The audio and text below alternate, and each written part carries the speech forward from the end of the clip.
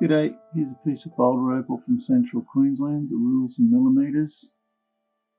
Material has been wetted, the white just saws the reflection of the lights. Basically multi-faced piece. Stone, each side's more or less fire in it.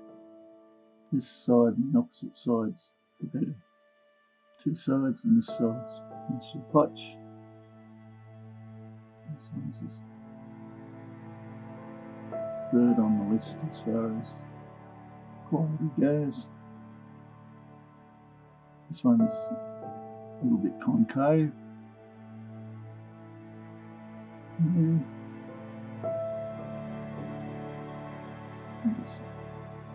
Just grind down. It's basically potch though. This has already been ground. Fairly flat the way it is.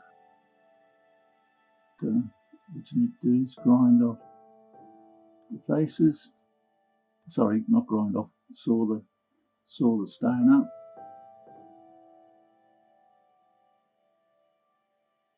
End up with at least 4 pieces of colour on the Boulder parent material.